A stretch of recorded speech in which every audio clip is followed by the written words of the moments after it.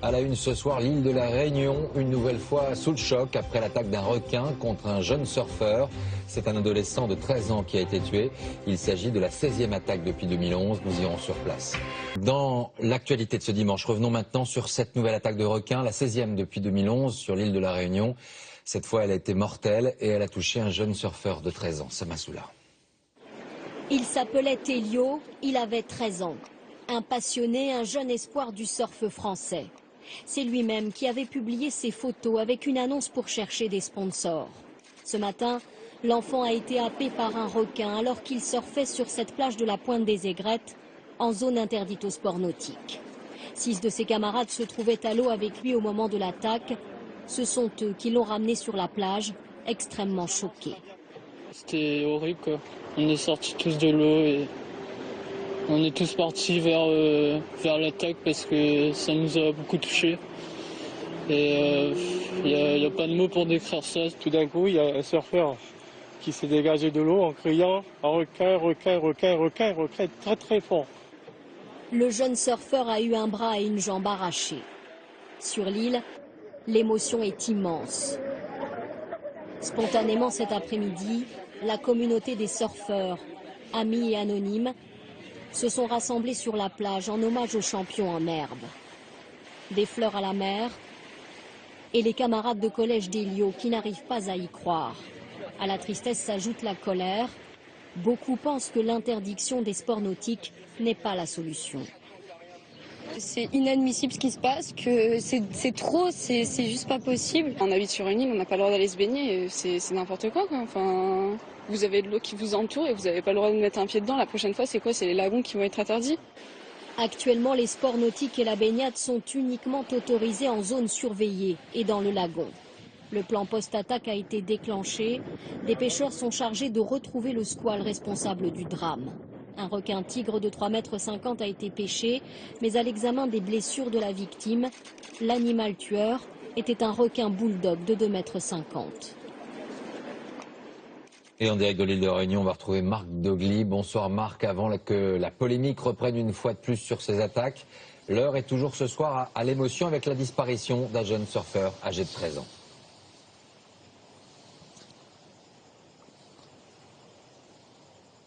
Oui, une émotion immense, hein, vous venez de le dire, parce que d'abord la victime était âgée de 13 ans à peine, ensuite parce qu'elle était connue dans le petit monde du surf.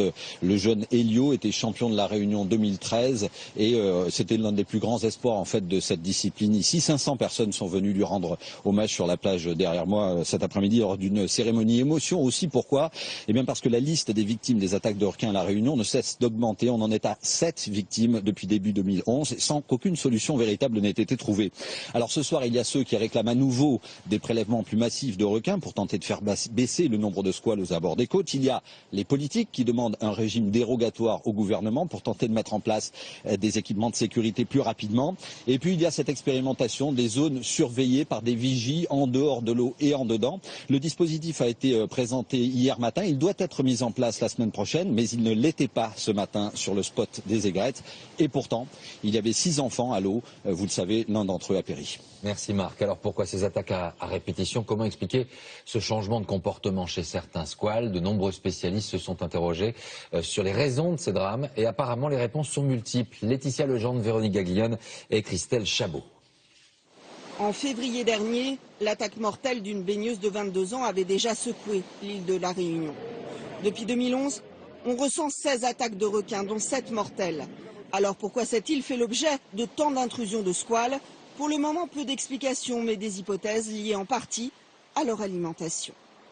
C'est possible qu'à cause de la surpêche, les requins aient moins de nourriture. C'est possible que la pollution modifie leur milieu, l'urbanisation.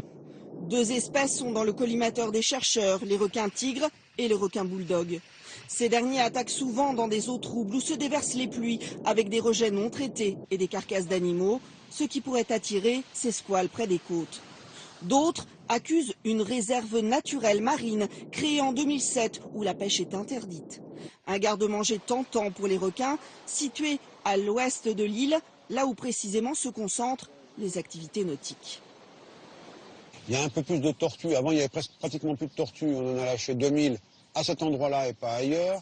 Donc je pense que tout ça arrive à créer un climat trop favorable aux requins. Mise en cause aussi la présence de l'homme de plus en plus importante sur l'île, mais aussi en mer. La fréquentation croissante des spots de surf multiplie les risques de morsure. Sur leurs planches, les surfeurs ressemblent parfois à une tortue, la nourriture préférée du requin. Dernière hypothèse envisagée, la reproduction des squales, qui les rendrait fidèles à certains sites.